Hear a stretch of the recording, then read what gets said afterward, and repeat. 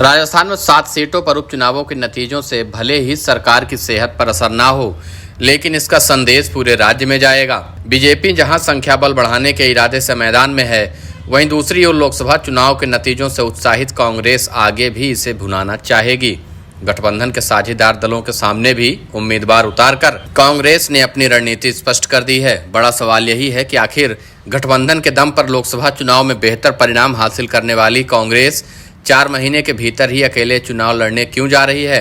संभावना है कि इस रणनीति के जरिए प्रदेश कांग्रेस अध्यक्ष गोविंद सिंह डोटासरा ने एक तीर से कई निशाने लगाए हैं।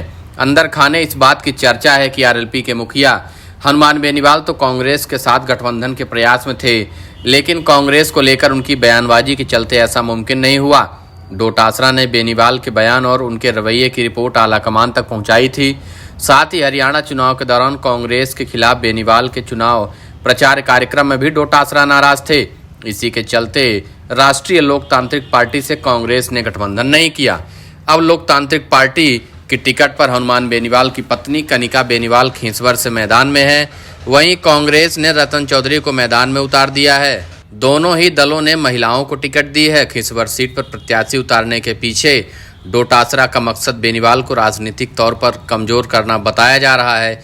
इस सीट पर खुद डोटासरा भी प्रचार करने पहुंचेंगे और दूसरे छोर पर हनुमान बेनीवाल मोर्चा संभाले हुए हैं। ऐसे में दोनों नेता आमने सामने नजर आ सकते हैं। इससे पहले भी बेनीवाल ने डोटासरा को गमछा हिलाने वाला नेता बताया था और उनका यह बयान काफी चर्चा में रहा था। इधर खींसवर में बीजेपी के लिए एक बड़ी राहत की खबर भी सामने आई है। विधानसभा चुनाव 2023 में निर्दलीय के रूप में चुनाव लड़कर बीजेपी को नुकसान पहुंचाने वाले दुर्ग सिंह चौहान ने उपचुनाव में न केवल भाजपा प्रत्याशी रेवंत राम डांगा का समर्थन दिया, बल्कि भाजपा में शामिल भी हो गए। दुर्ग सिंह ने बड़ी संख्या में समर्थकों के साथ शुक्रवार देर शाम भाजपा मुख्यालय पर प्रदेश अध्यक्ष मदन राठौड़ की मौजूदगी में बीजेपी का दामन थाम लिया। खींसवर उपचुनाव में दुर्ग सिंह चौहान ने बीजेपी प्रत्याशी रेवंत राम डांगा को समर्थन देने के साथ भाजपा की सदस्यता ली। दुर्ग सिंह के भाजपा में शामिल होने से खींसवर सीट पर भाजपा के लिहाज से बहुत मजबूत हुई है। 2023 के विधानसभा चुनाव में दुर्ग सिंह ने निर्दलीय चुनाव लड़कर 15,000 वोट हासिल किए थे। दुर्ग सिंह के निर्दलीय चुनाव लड़ने से बीजेपी को नुकसान हुआ था। भाजपा प्रत्याशी को करीब 2,000 वोट से हार का सामना करना पड़ा। दुर्ग सिंह के निर्दलीय चुनाव लड़ने से बीजेपी को नुकसान हुआ था। भाजपा प्रत्याशी को करीब 2,000 वोट से हार का सामना करना पड़ा था। बीजेपी ने अब दुर्ग सिंह को भाजपा की सदस्यता दिलवाकर अपनी सीट मजबूत की है।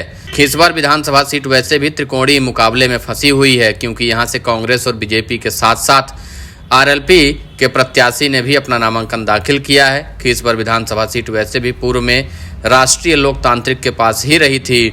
इस सीट से 2023 के विधानसभा चुनाव में आरएलपी सुप्रीमो हनुमान बेनीवाल ने जीत दर्ज की थी। उपचुनाव में आरएलपी ने हनुमान बेनीवाल की पत्नी को मैदान में उतारा है।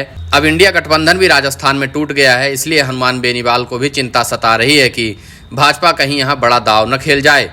हनुमान बेनीवाल तो कांग्रेस से गठबंधन करना चाह रहे थे, लेकिन जिस तरीके से उन्होंने जमीन पर रहकर कांग्रेस के खिलाफ काम किया था, इसकी जानकारी जब गोविंद सिंह डोटासरा और कांग्रेस के अन्य नेताओं ने हाईकमान तक पहुंचाई तो इंडिया गठबंधन राजस्थान में लगभग समाप्ति की ओर बढ़ गया। न तो 84 विधानसभा सीट पर राजकुमार रोत की पार्टी से गठबंधन हुआ, न ही खींसवर सीट पर आरएलपी से गठबंधन हुआ।